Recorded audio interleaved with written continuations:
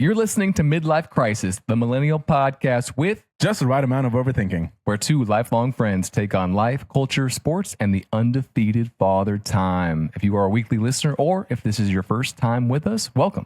My name is Jeff. I'm Adrian. And this is episode 32.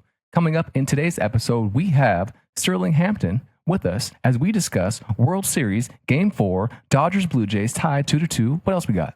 Amazon layoffs, Nike, new product development, America sliding toward illiteracy, No way. TV, film, music, video games, some other sports news as well. And our draft this week is movie scenes that we would like to live in.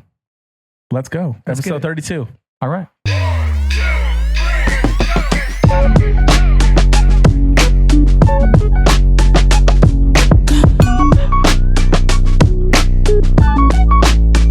Jeff, you good if I start us off for this one? Yep, let's roll. All right, I'm going to start us off with this. As you get older, your brain begins to stop getting pleasure from new music, causing your musical taste to stagnate. A global study found that people spend about 20 hours a week listening to music, more than in past years. While teens listen to music to shape who they are and connect with others, adults usually already know their identity and have smaller social circles. Because of that, they have less reason to chase new music. Adults are also busier, so they listen less. When you are younger, you have more new experiences, and those are often tied to music and memories. This is why we tend to play so much music we enjoyed when we were younger, because it's tied to a memory of a time when we felt happy and alive. What do you think about this? You think this is true? No. I get the idea that we listen to music from our teens, childhood, right? Because we love that time. But coming from my own perspective, I'm listening to the new stuff all the time, big dog, and you are too. And Sterling is too, I think. What do you think, Sterling? Yeah, I think there's some truth there, only in the context of like when you're young, when you're like 15, 14, 12, all the experience of like listening to sonics and instrumentation and things like that are so new. It feels like the first time you have a visceral reaction to music, it's so much more potent. And then when you're 30 or older, it's kind of like, well, I've heard those kind of notes in the same sort of way. I've heard that instrument before. I've heard the kind of melodies that's coming from this song before. I've already had this feeling.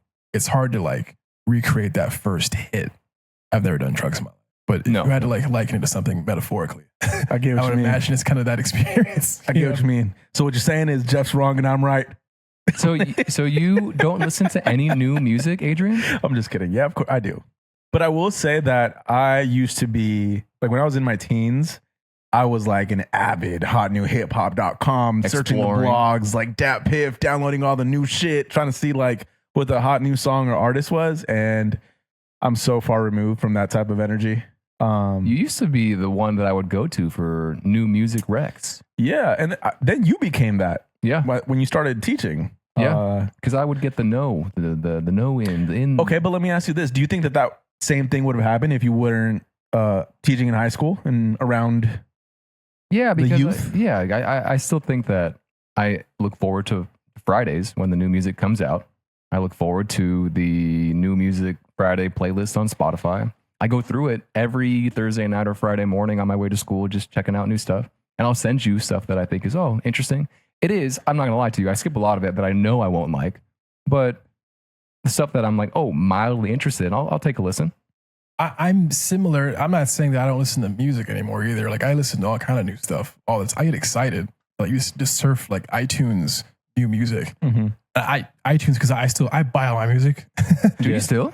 When I was, I think 16, I always told myself I will, in the future, buy my own music all the time. Mm-hmm. After a certain platform used to exist that we all used. Mm-hmm. So I said, when I can afford it, I want to support musicians. So, but yeah, I listen to all kind of new stuff. I get excited for new artists to come out and, and try things. But it takes a lot for me to be like, oh, this is groundbreaking. I'm a fan of this person now.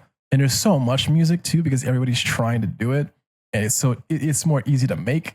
So there's like an ocean of stuff you don't really care about as much. Yeah. But that ocean of music can still resonate with the youth, like high schoolers, because they've never heard anything like it.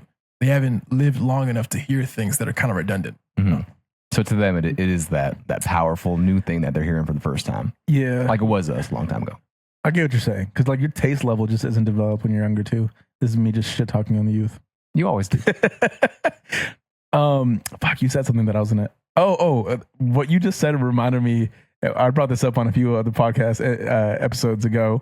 I remember a conversation that we had a long time ago when iTunes was still, plugging in my iPod and getting the songs on there. And you're like, dude, one day we're gonna pay for subscriptions. And everything's gonna be subscriptions. Like we're all gonna. It's just a subscription here, over there, bro. And then you're like, I gotta own the music. Do you remember when they were $1.30? Yeah, it wasn't. It was like $1. No, It was like some $1. songs were $1.30. Remember that? Were they? Yeah. No, yeah. Sometimes they were like $1.25, but it was like some like U2 albums and shit like that or something. Yeah. Really proprietary stuff. Yeah. Or whatever. Yeah, no. In terms of the whole subscription thing, though, people used to think I was crazy because I used to complain and be like, "Oh man, now this music platform makes you pay $3 a month," which is relatively nothing, at least in America, right? Mm-hmm. But I was like, this is slippery slope, man. One day they're gonna siphon our bank accounts with like your music, your groceries. You already do it with your rent. You do it with insurance. Everything's just gonna file out of your bank account every month, and we're gonna be like, well, I don't need to own a car. I rent that. Subscribe it. I don't need to own my food. I don't need to own anything. I don't need to own this couch. I can just rent that for 99 cents a month. It's like everything will be subscription based until you're like an indentured servant, and it's like it's happening in real time. And I was like the crazy guy, 5-7 years ago. No, there's been a few episodes that we talked about it, and I'm like, Sterling called it. Sterling called it. Mm-hmm. Speaking of music, there was a study that said music can help ease pain after you get surgery or are ill. What do you think? Do you think it's true? Yeah. I mean, honestly, why not? I mean, like classical music, for example, helps you think, right? Mm-hmm. It just said that essentially it's not going to take the pain fully away, but it's just going to be something that can help you tolerate the pain. And essentially, it's not linked to any specific genre, but when you do listen to something that you like, it helps you endure pain. And I was like, and physical, emotional, any type of pain. And it made me think of like, all right, when I'm down in the dumps, feeling kind of shitty, and I turn on some good music, it makes me feel at peace, more calm. What's your go-to? Relaxed. When I'm mad, when I'm upset. What's your go-to song? Oh, go-to song? Oh, I Miss You by Blink-182. Oh, God. All right. What's yours? Do you have a go-to, Sterling? Go-to song, like just for any Just time. Get you out of the dumps. Okay, hop in the whip, okay? About to get in the freeway. What's your go-to like driving song? Just man, I curate a whole playlist, bro. I have playlists for like that are called Drive, and one of them will be like all rock and roll stuff, like Led Zeppelin, Stones, Radiohead, like stuff like that. And I'll have another Drive playlist that's all rap. I have like playlists for like me when I win something or achieve something. I have playlists for like making love. I have so many playlists that are like so curated to the T. I don't really have like a go-to song. Okay. I have favorites. Like, what pisses me off now is certain songs that were like really, really nuanced and like niche 10, 15, 20 years ago are like popping off on TikTok now. Yeah, I know what you're talking about. Give me an example. I love Radiohead's Everything in the Right Place, in its right place. And it's like, that song is so viral on TikTok now. And I'm like, you guys don't know the pain of being a 14-year-old and being the weirdo because you love like sad Radiohead British music. You don't know the pain and suffering of how weird it was when you liked music like that. When you had friends in the car saying, "Why are you playing this whack music, bro? Like, put on some like Big whatever, Sean, some Drake. Yeah, put on some stuff, bro." And I'm like, you guys don't know, man. Why are these old songs coming back so hard? Why are the Goo Goo Dolls again relevant? I think there's like what's the word? Like a desire to tap in. It's like nostalgic to the youth. I mean, I don't know. I'm just. Did you guys like the Goo Goo Dolls like I did when I was 13? They're back now too. I'm not particularly like in it. I don't really indulge, but I'm sure I can appreciate all music. You know what's cool about this whole phenomenon though is it's like everything that was really great you can now double confirm that it was really great, because a whole other demographic of people, a whole other generation, it resonates with again. So like those hits, like I Got a Feeling, like Radiohead, like the Goo Goo Dolls, like whatever it is, if it's the Kate Bush track coming back, Running Up the Hill, right? Yes, exactly. It's those timeless records that'll be in existence in rotation for a long time. It's a good take. It's a good take. Well, I'll give you something that won't be in rotation for a very long time. Amazon is planning to replace 500,000 jobs with robots in the United States as it automates 75% of its operations. The company aims to cut hiring costs while expanding sales. My thought on this is that I get where it makes business sense, but I don't quite know how I feel about it from just feeling empathetic towards people Or that losing are going to lose their jobs. Yeah. And my thought just goes to us, we're out here living Southern California, West Coast, like big cities. But if we think of people that live in like middle America, and I'm not saying that, everyone there only works like warehouse jobs or things like that, but like people that is their livelihood. I don't know. I think for me, it's just more sad because I don't know what the catch up is in terms of like, okay, if this job doesn't exist anymore, what's the new job that opens up? Sterling, what do you think? That's like the question that burns in my mind when I see something like that. Nobody knew this was going to be a reality, like in actuality, like 10, 20 years ago. Mm-hmm. You thought that was the trajectory. Of course, we all saw the trajectory of what could happen, but it was science fiction for the longest. Yeah. And it's like a slow boiling pot of water, and you're like, a crab or whatever inside of it. And but by the time it boils, it's too late. So right now we're seeing that boiling point of, they can actually make robots that act like human beings, just in terms of mechanics and stuff, to just replace like 500,000 people. I read this week, the first round of layoffs are 30,000 at Amazon. First round is happening this week. The thing is, there's going to be a threshold at some point, though, where like I think business in a capitalistic society, in a world economy now, C-level executive, suite folks, they're in competition with their competitors. Right. So that's in the stockholders are the driving force behind this. So it's a thing where they're thinking, how do we compete with the other company that's most analogous or most parallel to us in some other country? So if they can cut their bottom line down, you know what I'm saying, or what have you, then they're going to compete with that company in a greater way, which is better for the country that the company resides in, right? But there's going to be a threshold of like, if everyone takes this precedent and runs with it, who's buying things from Amazon anymore? Right. Because everyone that had that job no longer has that income coming in. Where's that income? To buy the things that this company sells. And I'm not even saying Amazon. I mean, like any company that takes that on. That's the thought. After a while, you get an aggregate of companies who were ran by like 60 people.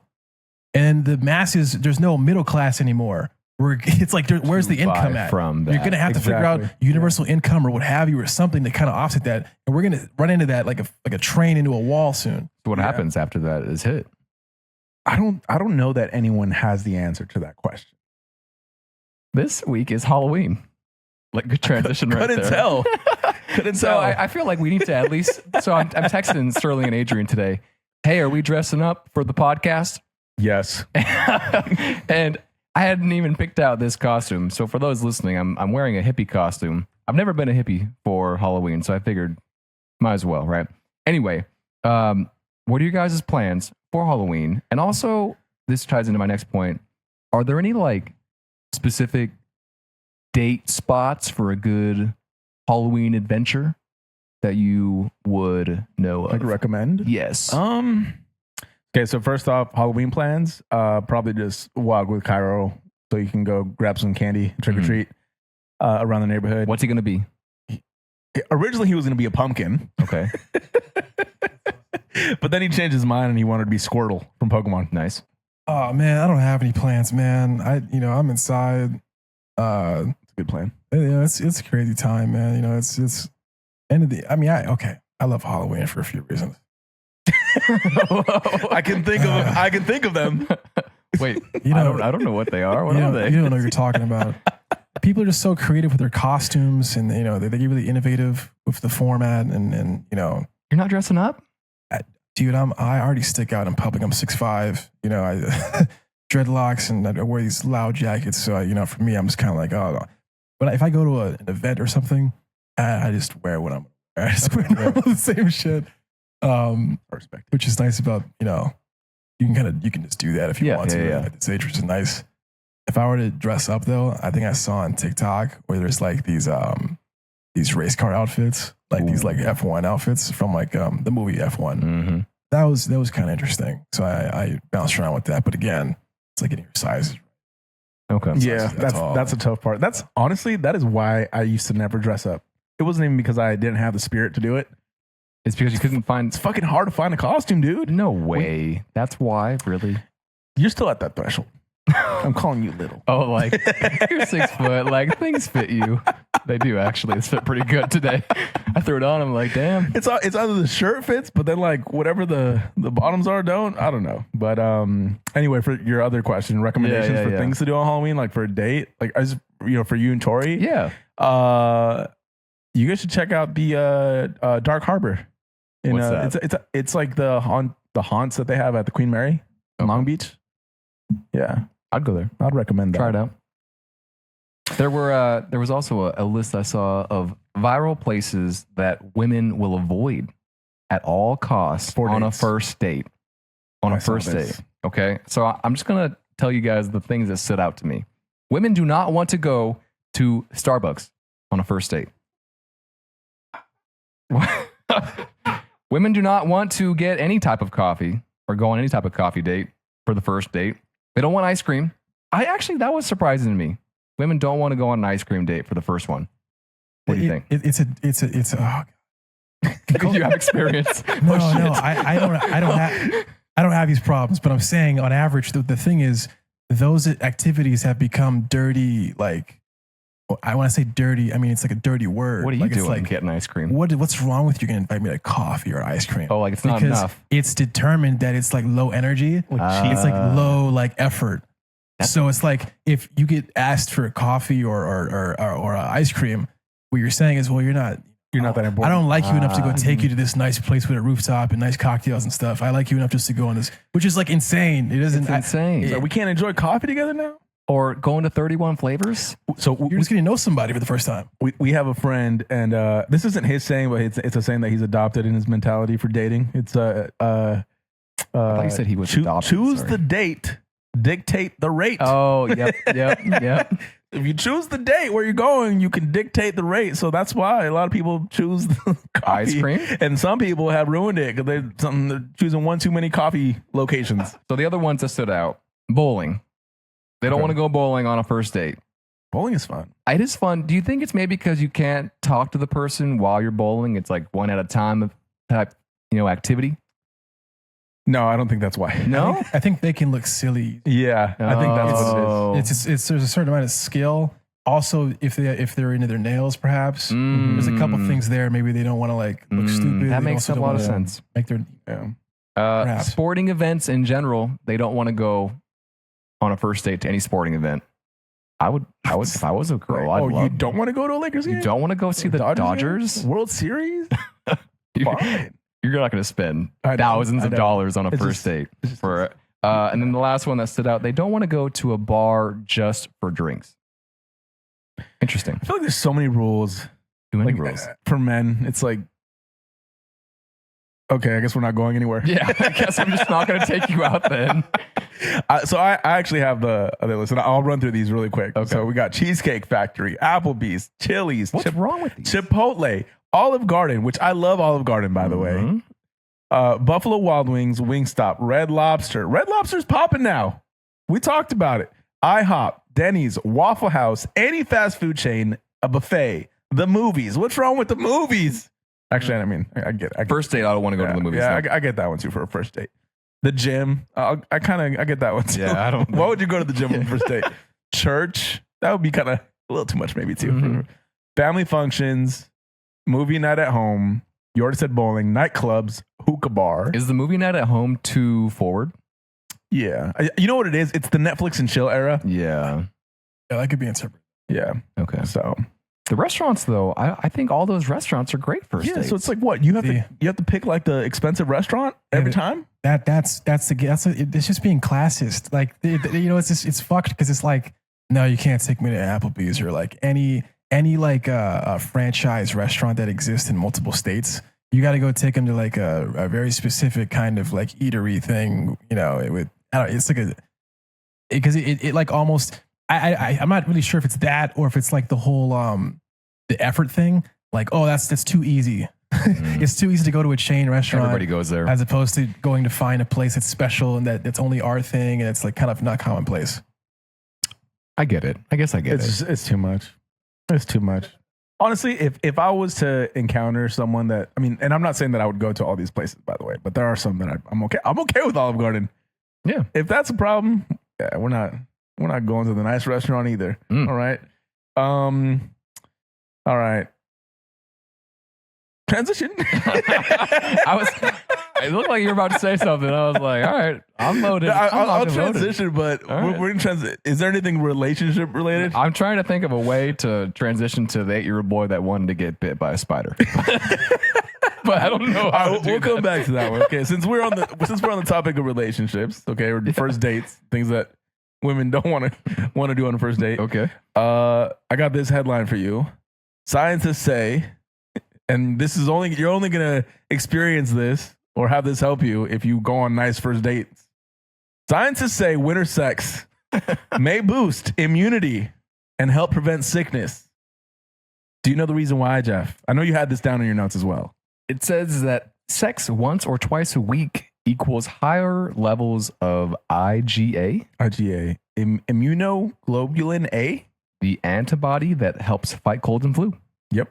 And it helps you lower stress, helps you have better sleep, and it raises oxytocin, aka the bonding hormone. So when we sent each other this post, did you like copy the link and send it to Tori? No, but I showed it to her. I just held it up to her. No, I didn't. Who needs a flu shot? This is better than the flu shot. I don't know if I believe it though, too. You don't think so? No, I think that just in general, having more sex is healthy. Right? I don't think it necessarily has to do with it being in winter. I just think that if you're a sexually active person, that equates to being healthier. But couldn't you make the argument that in the winter, people spend more time indoors and you're touching stuff and you're making, you're spreading more germs around. So then it boosts your immune levels for those types of environments. I'd argue that it boosts your immune levels in every season. Yeah, but then when it's hotter, the germs aren't as not indoors. Yeah, no, exactly. We're speaking past each other almost because it's like the way that it's constructed makes it seem like there's a significance of the wintertime. But the significance is really layered or rooted in the idea that there's more antigens or whatever or viruses around you. Mm-hmm. So in this time, you're better equipped to fight those things. But in reality, you're better equipped to fight that any time of the year. Got it. But sex is cool. So are you guys trying to have more right now? Sorry,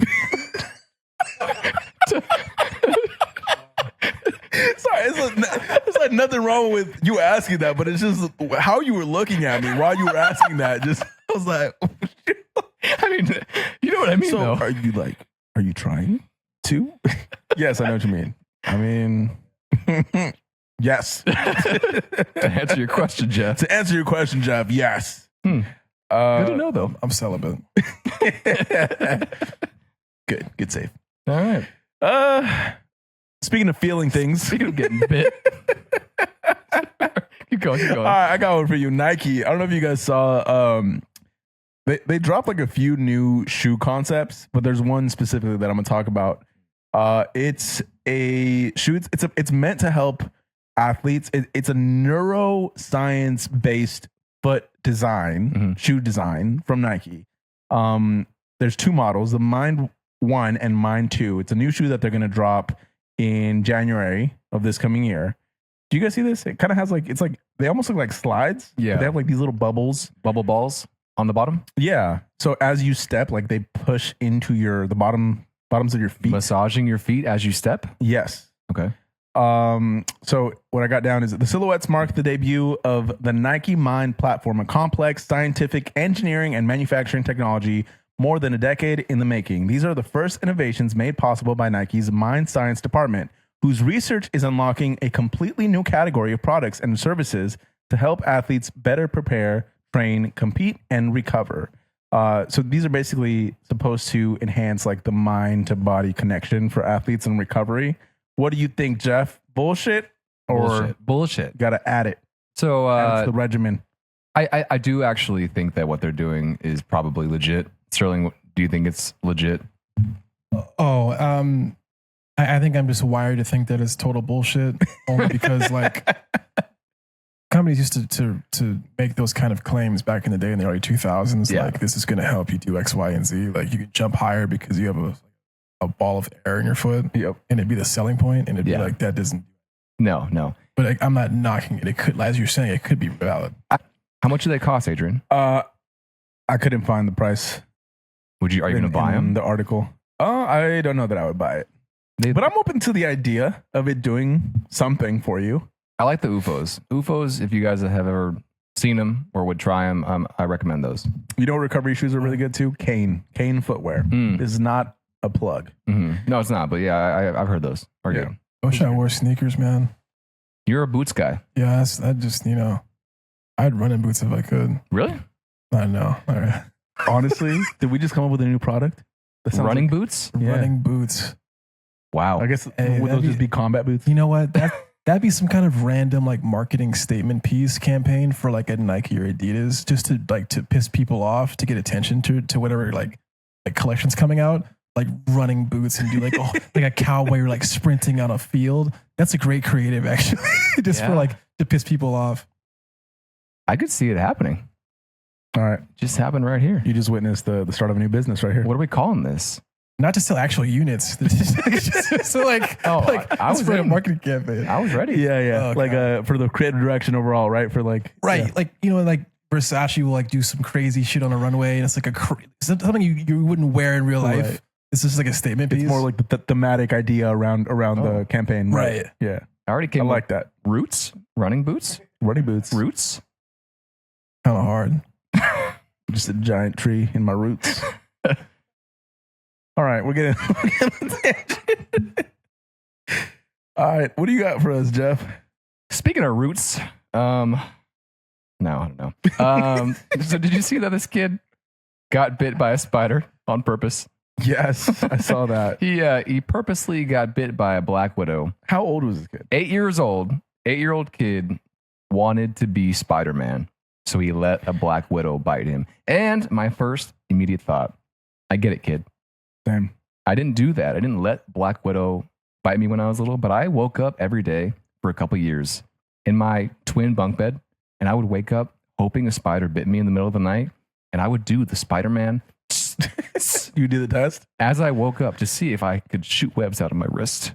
It never worked. I feel like there's so many like relatable things from when you were a kid that you just believed. Yeah. And that was one of them for me for Mhm. sure. Like I was going to be the next Spider-Man. Yeah. I never actually wanted to let a spider bite me, but I definitely had the thought. Sterling, did you want to be Spider-Man? Oh, of course, man. It's like America's superhero. Wanted to low-key be from Brooklyn for a while. Mm-hmm. It's all your fault, Tom Holland. Pay for his medical bills, Tom Holland. Actually, it would have been Tobey Maguire for us, I guess. Mm-hmm. Yeah. I guess what else besides letting a spider bite you to get Spider-Man powers? Like, what would you let happen to you, or what would you have happen to you for you to get a Powers? certain superpower? Yeah. I don't know, but I remember I was big on Star Wars as a kid, and Mhm. I would wake up every day like trying to do like push things with my mind, assuming that like The a switch had Force? just turned on. Mm. Yeah. Would you burn your eyes to become Cyclops? No. How did that happen? Yeah, didn't his eyes get I burned? don't know, dude. I forgot. I read this on your notes, and I was like, I don't remember the story of Cyclops. Yeah, I don't know the origin story either, actually. I'm pretty sure that like his eyes were all messed up or something like that, and they had to like laser him or burn him to give him the power. Shit, I gotta Well, he's a watch. mutant though too, so maybe he was born with his shitty eyes. I don't know, dude. I think you got this all wrong. Would you expose yourself to gamma radiation to become the Hulk? Fuck it, let's go. Yeah, that I would do. Like, but it's the most painful experience of your life for like 3 hours, gamma radiation. You do it. Just kidding. That sounds terrible. Actually, no, I don't know. Maybe not. Would you let scientists put titanium in your body to become Wolverine? That sounds worse than the Hulk. Yeah, I think so. I think it's supposed to hurt, actually. I think that actually, like, he's like in pain all the time. Yeah, he's never in in pain, right? He's in It's pain when adamantium. they come out of his hands, right? Yeah, Yeah, he's always so angry. I think he's all the time. He's just he like exists in a certain threshold of pain because of adamantium, and it gets taken out of him. Like, well, I know a lot about this. Yeah, you do. Anyway, Is Wolverine your favorite character, like superhero? no. I have close family who were like fanatics of like comic books. So like I just knew all the lore like before the movies became a thing. So were you just mad at me right now when I said it's titanium? I guess it is. Oh, that's funny. It's Ooh. adamantium, I think is the word. Right? Yes, I got it wrong. That's funny. No, it doesn't matter, man. It's metal. Who gives a shit? Why are you Shaking my head. Yeah. Hey, Marvel. Shaking my head at you right now. Marvel, I'm coming. Give me the next Black Panther. Just kidding. No, give me the Avengers. Ooh. You heard it. Did you like Black Panther 2? I'm getting off topic, but I didn't like number 2. What are you trying to say? I didn't like number 2. I thought number 2 was so. I mean, obviously, it was tough. Why would you to ask film. me that? No, I'm just like, you said you want to film the next one. No, I was fucking with you, man. I know. No. Cut this. That was perfect. That was. Well, you want to film. I'm the glad next it's not me giving you shit this time. It feels odd not coming from Adrian. Wait. Black Panther was great. All right. Sorry. What you got next? America. America is sliding toward illiteracy. Yep. So this is based on coming from an article by The Atlantic. Is what I got down. Did you read it? No, I just took down the. So I tried to top read it, line. but it was blocked. I couldn't because Yeah. they had to subscribe. Yeah. Thanks to ChatGPT, though. Oh, smart. You can smart. pull it. So what I got down is U.S. students are performing worse than ever. 1/3 of 8th graders and 40% of 4th graders read below basic levels, the worst in decades. ACT scores hit their lowest point since 1990. The article says that it's not due just to COVID. The slide down started before the pandemic. The pandemic did make things worse, but the test score decline began years earlier. The article is basically saying that something deeper is happening in how kids are learning or not learning. There's low expectations and grade inflation that are part of the problem. Students are getting higher grades and graduation rates despite worse test performance they're passing through. Schools are lowering the bar instead of raising performance. It says that phones and social media are likely what's causing this. And it's based on smartphone ownership among teens jumping from 23% in 2011 to 95% by 2018. Can I jump in? Yeah. I almost think Please. that the phone use is a separate issue. Go back to, you said that lower expectations and what was the second piece? Inflated grades. Inflated grades. Right. So as a high school teacher, you asked me earlier, like, what is that like right now in terms of literacy? So at many schools, not just mine, kids are getting pushed to the next grade when they're not ready for it. And I think some schools are now realizing this is causing people to graduate with zero skills. Now, what's the solution? Do you just fail everybody until they meet a certain, threshold? I don't know. But I'd argue that I think a lot of kids right now in my district and others they're failing classes and then they're taking like summer courses to make up the credit. That's really easy. It's either online or it's like 10 days. I've taught summer courses before where they're just getting like pushed through and then they're graduating with these low test scores, these low literacy levels. And I don't really know what the solution is. Why not just not pass them ahead into the next? Like where level. do you start that out and at now? Do you start it now at first grade? Do you start it at high school? Like obviously middle school grades don't really matter in terms of like you get pushed on to high school, right? So should it start in 9th grade? I feel like it should start from like early, like kindergarten, first grade, second grade, and on. Yeah, the implementing the more strenuous or high expectation curriculum should start at like kindergarten, first grade, I think, because then you can control that trajectory more. Be like, okay, cool. We all these kids know how to read. or know their alphabet. You know what I'm saying? At a minimum, like and then you can kind of control that and then start to curate the next generation. It's socially off-putting, like hardcore at the individual level to be held back, I think. Yeah. You know, like later on, it's like, okay, you do your best with the students that are like in high school, perhaps. I don't know how that feels, but I would imagine it's like really like messed up to feel that way, like you held back or what have you. Yeah. So if you start from like, you know, kindergarten, first grade, second grade, third grade, change the curriculum dramatically and say, oh, these kids are going to know how to do all these things by the time they leave. I think that's probably the key. I think, you know, they said COVID is just part of it. That was a huge part, I think. I think that the phone thing is just the new opiate of the masses. So it's like, I hate everybody's using the phrase attention spans are fucked up, but that's literally, I think, the point. I think that's literally like valid. Like reading a book is so much less enjoyable. It already was like a thing to do that certain kids would have a problem with because it was like hard to pay attention before phones were a thing. Now it's like swiping videos is like the base level enjoyment of anything and anybody's day in terms of all the dopamine hits. So when you have to turn that off and then go to school and like read a book, it's like such a more of a dramatic drop of like enjoyment chemical wise. Other countries, you know, their TikToks and stuff and they're like their algorithms are like science, math, and like STEM based and stuff just for that reason. And their standards are incredible. Yeah. One of my co-teachers today, she was doing some research, also China. And she was like, in China, they don't let the kids have a phone till 18. And then they're only allowed to game for 40 minutes a day or something like that. How truthful this was, I'm not sure. But I was like, wow, that's obviously very different than here. And then going back to your point, Sterling, my sophomores right now, when we're trying to read Lord of the Flies in class with an audiobook for more than 20 minutes in a class period, they can't do it. They lose, like, they can't, they either focus. Fall asleep or they just can't focus. Yeah. And that goes back to, like you said, they're just not used to it because they're doing other scrolling stuff, right? It's so crazy. I mean, tying this back to the article, like the summary or like the bigger picture, it was just basically saying that America, just thinking ahead, like America's, if it's drifting towards literacy and the trend continues, it could lower like people's earning potential and also like productivity as a nation. Like if people can't focus for your students, using them as the example, if they can't focus for 20 minutes on this, like how do you focus on your work as an adult? Like what is going to change now until you're in, you know, that position that's just going to magically make that switch turn on so that you have the capacity to focus?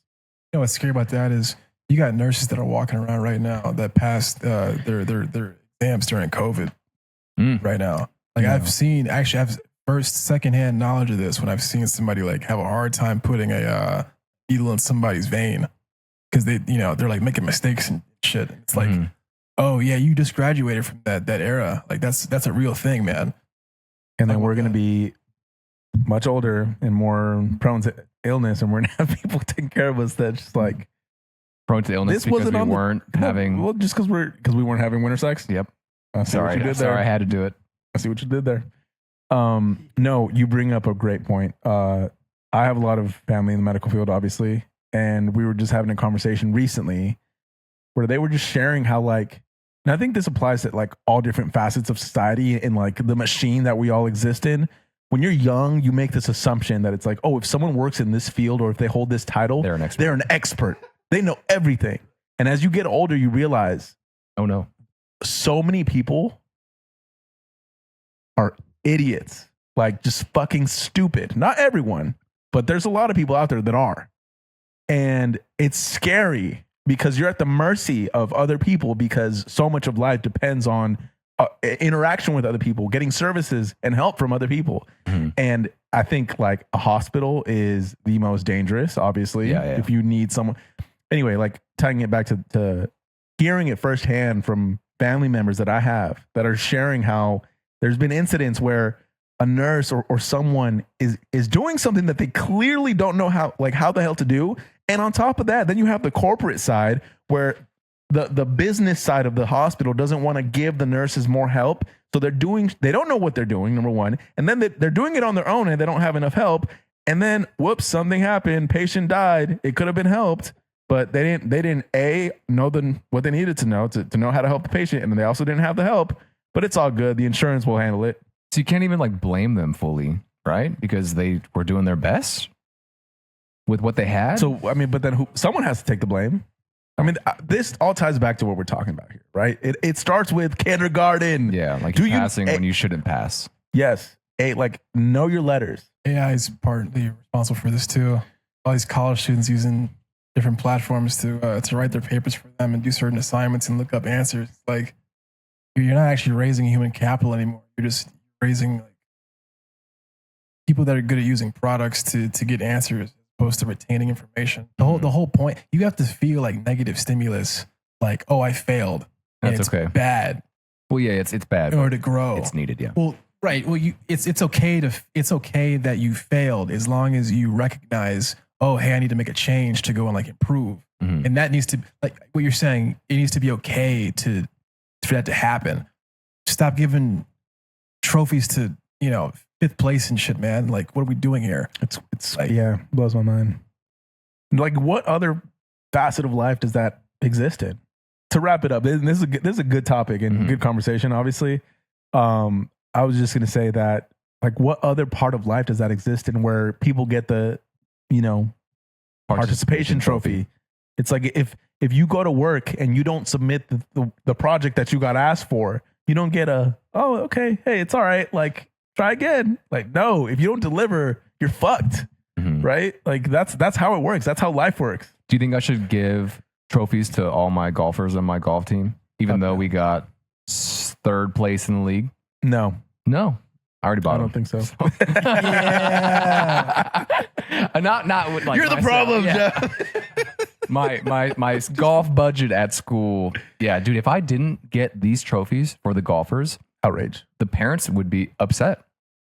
Pissed off, upset. I don't Yeah. get that. Fuck them parents. Yeah, Oh. like, Trust me, I didn't say that, but I've yeah. I mean, look, I recognize that there's people out there that are like, oh, but like, you need to encourage them and make. It's like, okay, you think you're doing that, but you're actually doing the opposite. You're enabling. Yeah. But anyway, let's move on. TV, film, music, and video games. Yep. Can we start? Let me start this one. All right. So I watched Good Boy. The film about the scary film dog. through the perspective of the dog. Yep. Yeah. Which we talked about on, I don't know how many episodes ago. A month ago. I was curious. Short movie, a little over an hour. Really good. It was very creative, very refreshing. So if I remember correctly, and I had a couple beers, so hopefully I remember. You don't remember what happened? No, I remember what happens, but like at the end of the movie, like the director of the film, like he like explains like how they shot it because okay. like it's his dog. Yeah. He used his own dog to shoot the film. And he's not like a trained acting animal. I don't know if that's a thing. It's a golden but retriever, right? yes. Okay. And so he explains like, because as you're watching the movie, you're like, wow, like I can feel almost the emotion that this dog has. Mhm. It looks like he's in distress or Is like it CGI concern. or no? No. What? So he explains like there's certain strategies or tactics that he would use to get a certain like reaction from the dog Yeah. for a scene. But he shot it over the course of a year, and it, like multiple takes.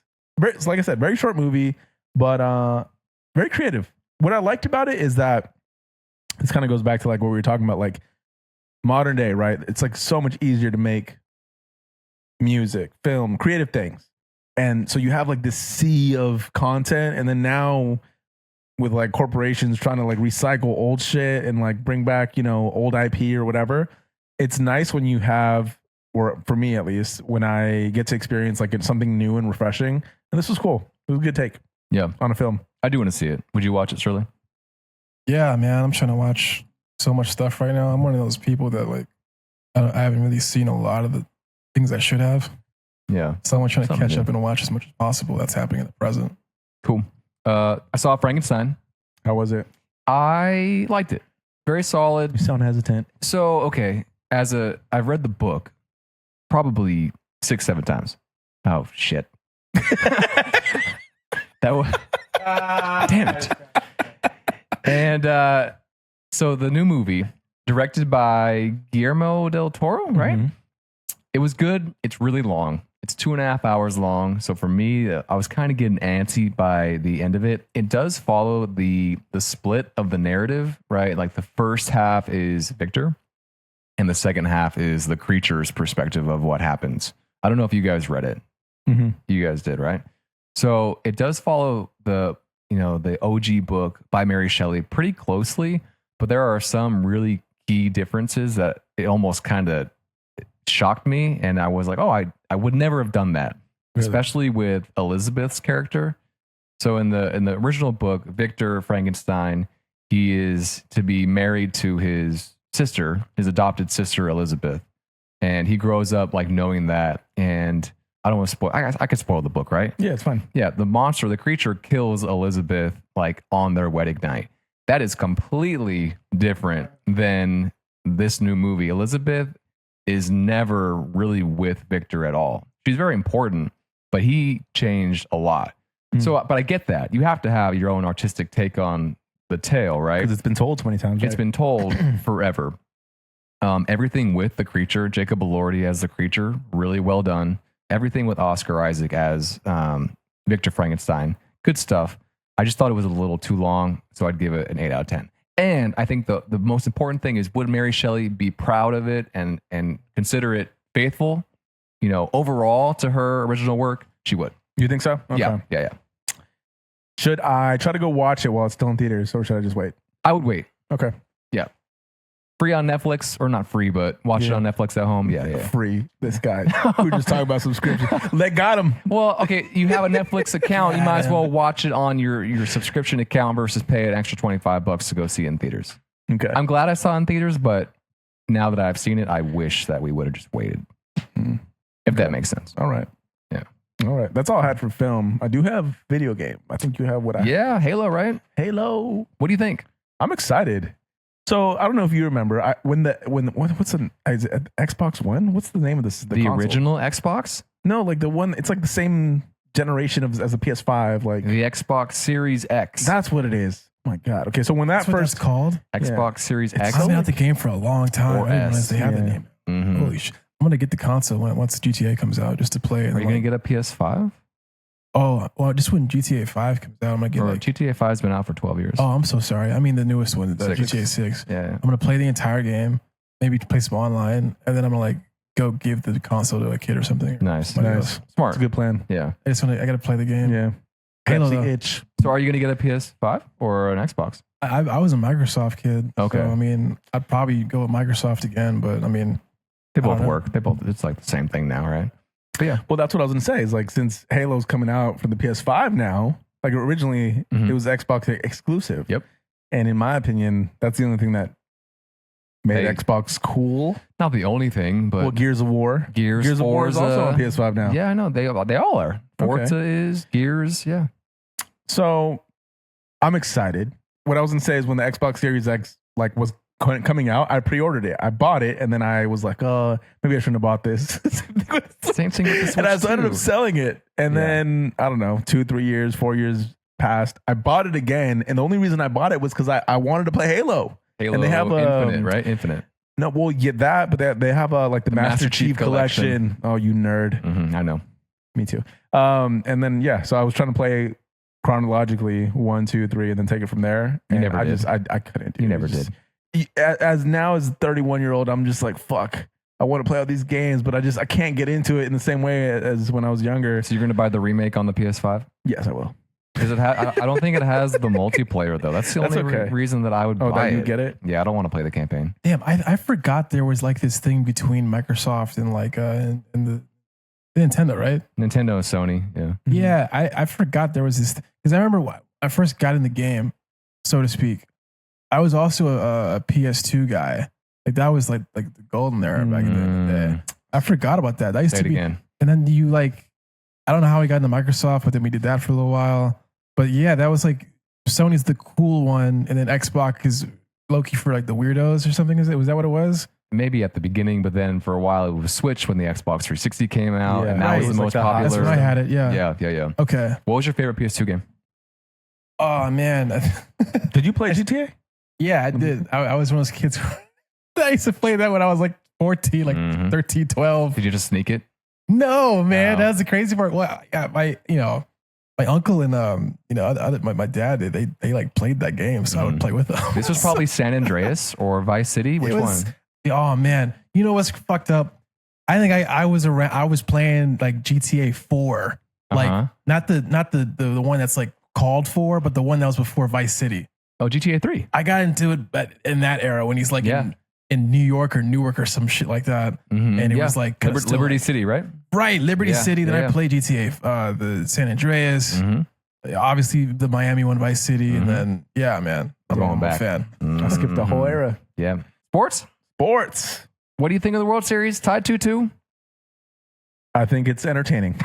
Did you stay up for Game 3 I did the whole time? the whole time. And this is going to tie to my hot take later. But the whole time I was just like, somebody hit a home run already. Mm-hmm. And what's funny is I was texting you saying, you're not a real fan if you go to sleep. Yeah. And then I fell asleep. And then this motherfucker, I'm over here I'm like, oh, that was a crazy catch. He's like, shut the fuck up. You're not watching this. I bet you asked ChatGPT what's going on. Yeah, I took my phone to bed during the 17th inning, and I was like, all right, I'm going to at least listen to it as it's going on. And then I fell asleep, and I woke up this morning like, oh, fuck, what happened? And then I watched the homer. So tied 2-2, we'll see what happens. What are your thoughts, Sterling? Being out in LA all the time. I like to say that to Angelinos, the Dodgers mean so much, and it's really beautiful to see different people in different walks of life all come to the games and support their favorite team, and it's like an excuse to gather and rally together and really feel Los Angeles culture. I'm not a sports ball guy, man. I don't watch anything. I watch the Olympics when it happens. Yep. But it's nice to see people come and get excited about something. I'm going to transition from baseball to point out Fantasy Week 8. Okay. I got the dub. You're 4-4 now. 4-4. I'm 4-4. The Warren Whisperer Oh, God. has now vanquished one new victim outside of the Warren family name. Who was it? It was Jason Mallory, right?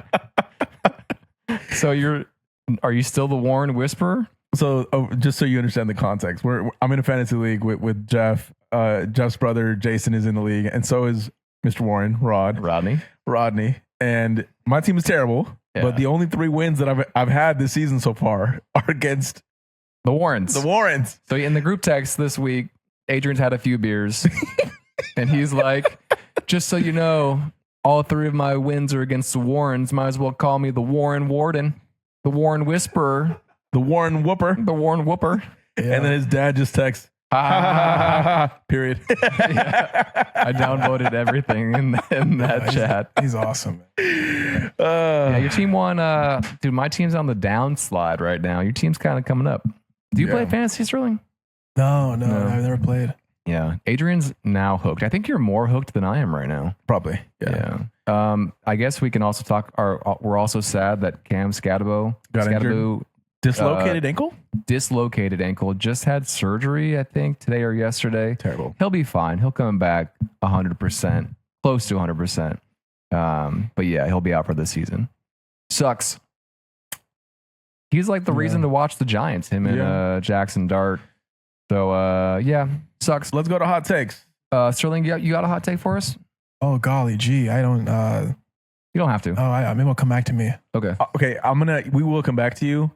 I have a question that maybe will make the answer just come out naturally, but I'll start with my hot take because it's related to baseball and go. Last night's game. So I'm obviously not a baseball fan like that, and I'm obviously like also learning as I go because of the same reason that I'm not a baseball fan like that. Should baseball ban intentional walking by teams? Ooh, interesting. Shohei was walked in the 9th, 11th, 13th, and 15th innings. So for context, it's the team is basically saying like, oh, you're good. You don't have to hit. You go straight to first base. And usually it's done as a strategy to either set up a double play or remove risk from allowing like a big hitter to hit it out the park. I'm learning stuff. Ooh. Yeah, I'm impressed right now. Okay. So my take on this is like, isn't that kind of cheap? Like to just intentionally walk players? No, it's not cheap. Okay, hold on. In what other sport do you intentionally remove like what a player is good at? That's like Steph, you can shoot free throws, but no threes. Like hack a Shaq, that's the same thing. Or when you're hacking someone to make them go to the free throw line. No, but that's the opposite because you know that Shaq isn't going to make the free throws. You're here, you're removing like he's a hitter. I see what you're saying. What other sport is there anything like isn't that the pitcher's job to pitch well so that he doesn't hit it out the park? I think you're giving them a free base. If the team getting on base is so important in baseball that you're pretty much saying this guy is so good that we are going to give the base because he is so likely to either hit it out or get a double, whatever. I still think that it should be allowed because getting on base is the goal of baseball. Mm-hmm. So you're giving them their goal because you don't want them to achieve something greater. So yeah, it should be allowed. You shouldn't take that away. I think baseball kind of resembles that of like board games almost. Like your position, like your unit and positionality is like kind of like half the whole. Actually, it's the whole goal, really. Yeah. So it kind of feels like musical chairs of people and such. So there's more like options that are likened to like playing checkers or chess and things like that. So those little caveats are kind of baked in there that kind of just make sense in that context. But that's my best guess at why that's even like a thing that's acceptable. I bet you a lot of people would agree with you though. Especially with the Shohei stuff. 18 innings is a long time. That's not the reason. So 6.5 hours. I know it's not the reason, but what I'm saying is maybe the game ends sooner if he doesn't get intentionally walked. Maybe he hits it out the park and the game's done. I would argue that it being 18 innings makes it a classic, even though I fell asleep. It will be remembered forever. Okay. No? That's my argument. My hot take also involves sports. All right, let's hear it. UFC 321 was this past Saturday.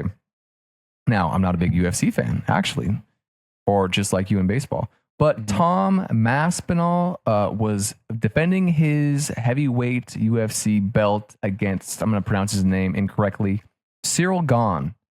And Tom Maspinall got poked in the eye by the challenger. Accident? On accident. It was a bad eye poke. And they gave Tom about 5 minutes to try and like see out of the eye. It was kind of both eyes that he got poked in, but the right eye was worse. And he said he couldn't see. So they called the fight and called it as a no contest. So everybody in the crowd pissed off, right? Everybody who paid pay-per-view money pissed off. My take is make them both wear one eye patch for the rest of the fight and continue the fight. Did you say he got poked in both eyes? Yes, but he was only saying he couldn't see out of the right eye. So if you put an eye patch on the eye that he got poked in, I'll just fuck with you. And then you make the guy that did the eye poking also wear an eye patch on the same eye, it's all equal again. Yeah, that would, I guess, result in equality. Equity would be different, a different conversation because you're still in pain and suffering. Yes. So there's a difference there. But yeah, if you wanted to put yourself in a situation where at least to equal the playing field to some degree in terms of vision, yeah, that's it's a stupid hot take. What if we adjust it and just have the other guy poke him back? Is that equity? Is that equity? I think that's equity. Yeah. I like that.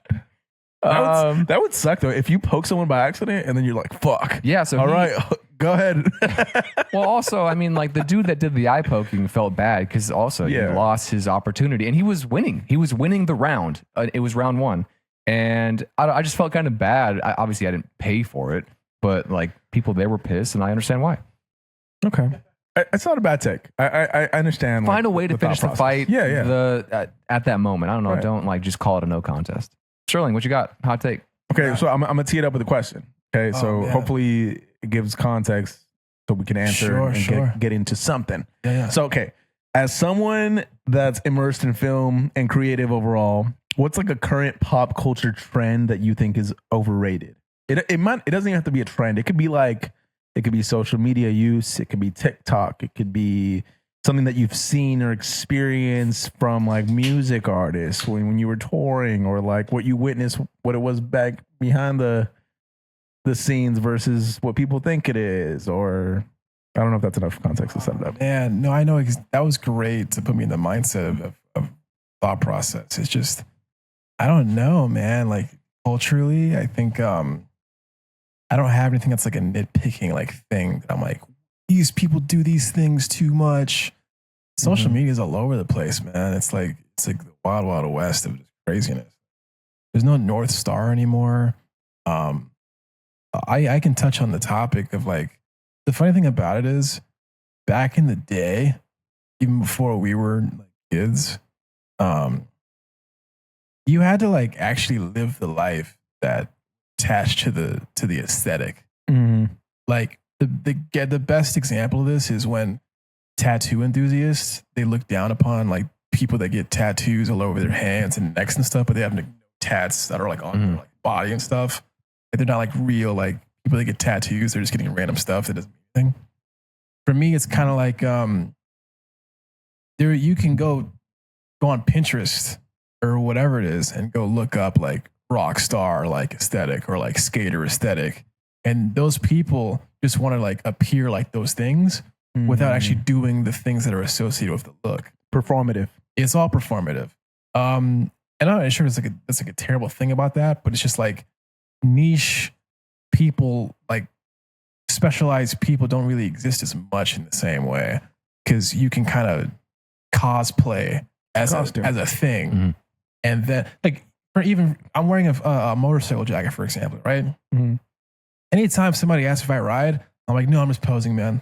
It's just a poser. I literally say that verbatim as like a joke to be funny. Just because as of late, motorcycle jackets in this kind of context of like motorcycle riding jackets are kind of like fashionable or whatever.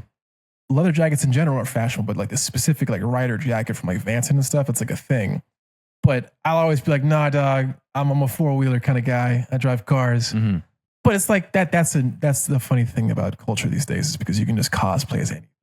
You bring up a good point because I do think that like social media, like being able to post photos or videos of you in your life opened up the floodgates to like, oh, what character do I want to play today?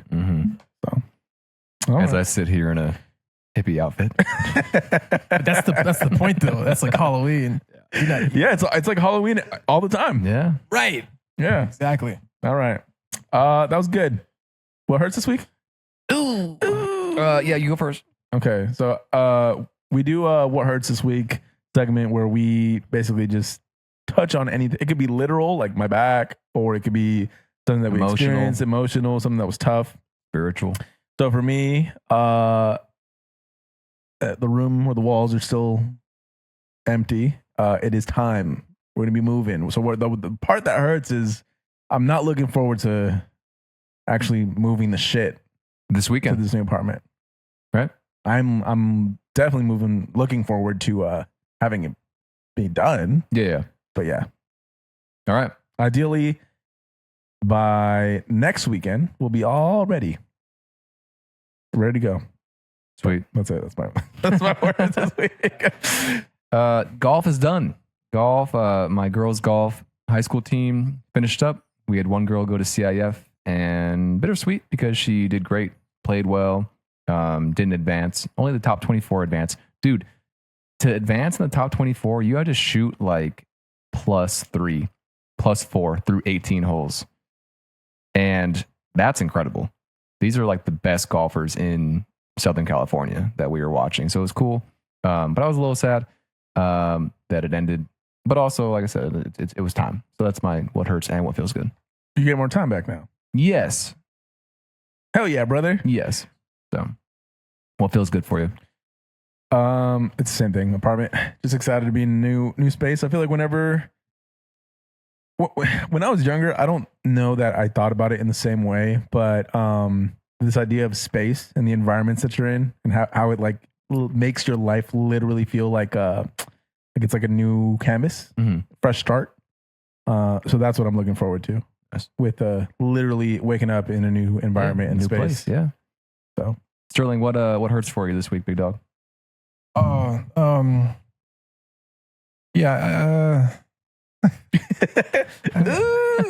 Everything's literally fine, to be honest. I sort of get in these modes of existential confusion like every few weeks, really, because you kind of just have this passive examination of like your activities, purpose, meaning, motivation for like thing.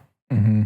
Because if you kind of zoom out enough, too much of your own existence, like literally a view from above you, examine what is this person like doing? What's the point of any of this stuff? Sometimes I literally keep hitting my head against the question of like, what's the point? Mhm. Like, I mean, that is in the most open-ended way possible. What's the point? Like, I'm gonna go to the gym every single day to look nice, to be functional. Okay, cool. That's great. I guess that serves utility. But for what? For how long? Like, okay, that's cool. I'm just gonna keep doing that because it's what I do anyway. I'm gonna go pursue this thing called filmmaking. Go make movies that move people or whatever. Okay, for what purpose? You know, like, all right, that's cool. I guess there's meaning. I think that's probably the only North Star. Actually, art.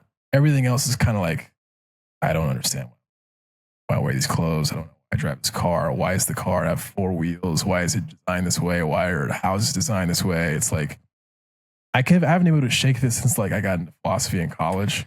Everybody has these thoughts, but then I had like language to describe it, which is even worse almost sometimes. It's just like everybody has these kind of thoughts at 2 a.m.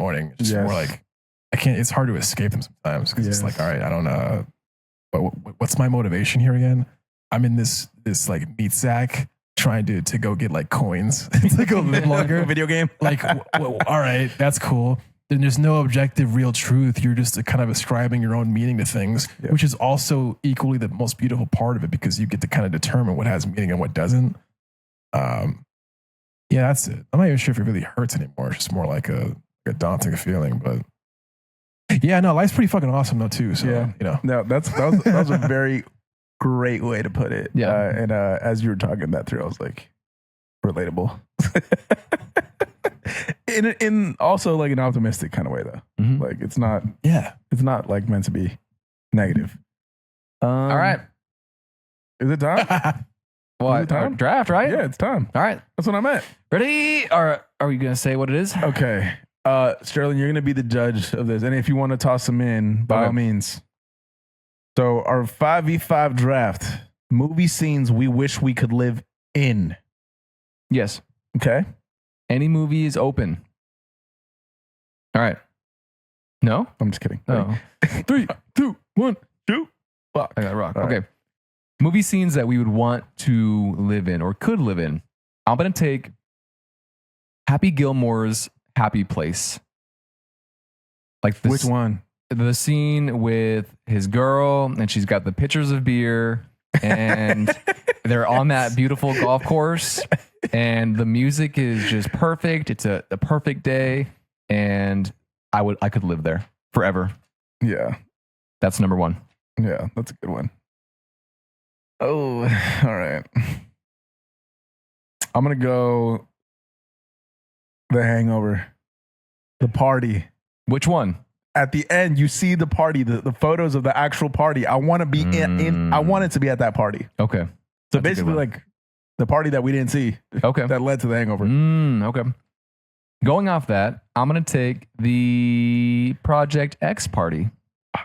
That's my next one. God damn it. Yeah. I had that down too. Yep. Do you have a note on it? I have a note. No, on it. I mean, no, I just would want to be there. I had put down Project X party before it all went sideways. I always wanted to be at that party when the movie came out. I think everyone did. Yeah, who didn't? Yeah. I would be there when it all went sideways. Would I live in the sideways part? No, but No. I'd live in the first part when it was starting to get crazy. Okay, I'm gonna get another one that you might be able to relate to. Great Gatsby, when he's throwing his party. Is everything about a party? No, that's my only party one. So yours will always be about parties, probably. Probably. Gatsby's like just one of his Gatsby's bangers. Okay. I'm gonna take Ferris Bueller's Day Off, the parade. When Twist and Shout is playing and Ferris Bueller goes on the float. I don't think I ever saw that movie. You've never seen Ferris Bueller's Day Off. Mm-mm. You are disqualified from this one. Whatever. All right, that's my third. I'm gonna go. I'm gonna do 21 Jump Street when they accidentally get high off the confiscated drugs. You would live in that high moment? With them, yeah. Okay. All right. I'll take Limitless when he first takes the pill? The pill. Yeah. Going off what you just said. Yeah. This is a little callback to earlier in the episode. Spider-Man, the Tobey Maguire one, Mm-hmm. when he first gets bit by the spider when he's taking the picture of MJ, I would go in there and I would push Toby out the way and get bit myself. Okay. And just take it from there. Okay. All right. Have you seen Holes? Get out of here, nerd. Sorry. I was imagining what I was going to say. Have I seen Holes? Yes. Yes. The pool party at the end of Holes and the barbecue that they have after like the movie's wrapping up. And remember Rick Fox, Sweet Feet is there, and they have that commercial with the sploosh, the peaches and onions that they put in the feet to make the feet not stink, or the shoes. Yeah. So that whole party, that pool party with all the boys there from the camp, I loved that whole scene. Like I could live in that scene. I don't remember that scene. Like the end of the movie. It's the payoff. I mean, I get it, but I just don't remember it. Whatever. We're doing 6, by the way. Okay. How many do I have so far? That was my 5th. Okay. I'm going to go Step Brothers, the Boats and Hose music video.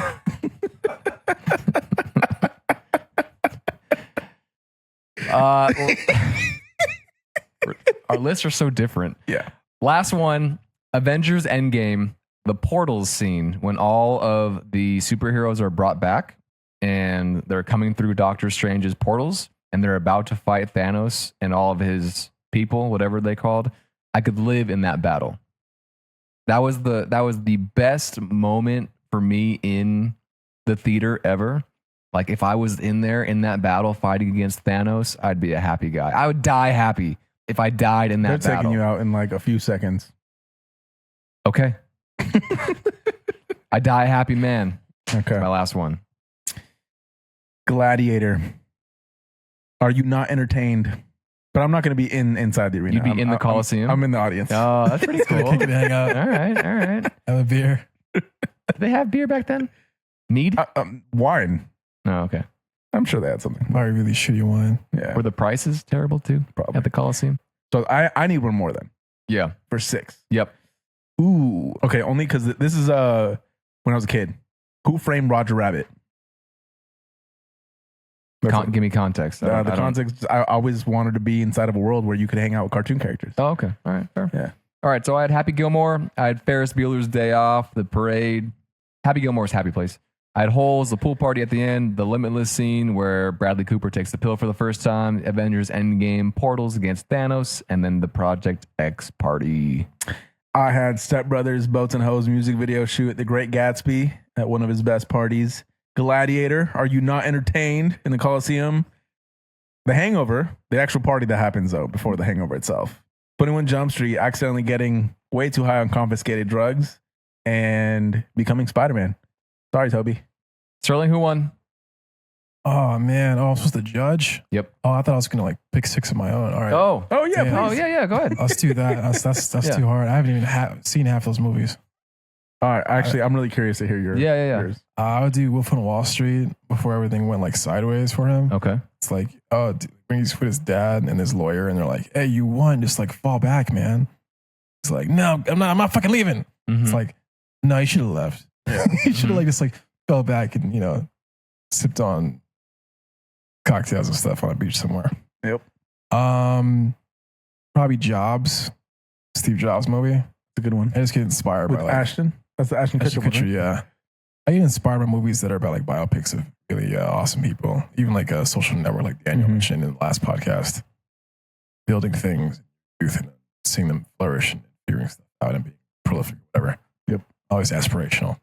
Babylon, the movie about like old Hollywood, fucking Okay, I know what you're so talking about. epic. It's like with Brad Pitt, Margot Robbie. Mhm. Like I love that aesthetic of like the start of Hollywood. All the craziness, that's an incredible backdrop to existent. Aviator with Leo. You I don't know, think I saw that just without the crazy parts, but it's probably really exciting to me too. I wouldn't want to live in Black Mass, but what's it called? What is this guy's name again? Johnny Depp's character is so dope. Like the way he dresses, he's just got the crazy glasses and stuff in the leather jackets. He just looks like such a G. He kills people though, so it's kind of like sketchy. So I would want to be his character. Excitement to real serious. Oh, and The Doors, the biopic of The Doors movie, so dope. He's just like Jim Morrison and some of his band are just in like UCLA film school, and then they're like, this is trash. We suck. Let's go start a rock band. And they're like in Venice Beach getting high, and then they just go like become The Doors. Sick. And without dying at 27, that'd be pretty fire. Yeah. That was a good list. You did that pretty quick. You got those, Off top. yeah. Oh, okay. Yeah. All right. Episode 32. Okay, last thing, Sterling, since you're here for this episode and regular run a show with us, leave us with one final thought. It can be general advice. It can be related to staying creative, ambitious, authentic. Yeah, I mean, I think everybody at some point in their life should really assess what they really care about, why they care about it.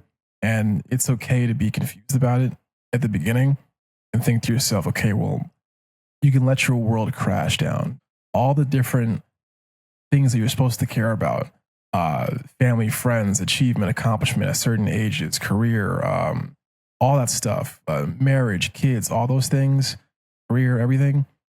It's okay to let the buildings crumble to the ground just briefly, because the good thing about it is you get to be the architect and rebuild the city the way you want it to be. And that's your life. You get to say what you care about, what you don't care about. You get to care about like family or career or anything, sports, video games, art, fashion, loved ones. You get to do that yourself, but it's with the prerequisite of having to like destroy the city that was constructed for you, that you grew up with. And I think that's the point of life most of the time, is to go figure out what you love and go after it. I dig it. That was good. Call. I think we'll be okay. All right. Thank you for that, dude. Yeah, that was really good. That was well said. All right. Episode 32 in the Episode books. 32. Sterling, thank you for coming on, thanks. man. Appreciate you. Great episode. Great job. Thanks, It was fun. guys. Appreciate it. Money. Alrighty. Great. Let's have a good week. See you later. See ya. Bye.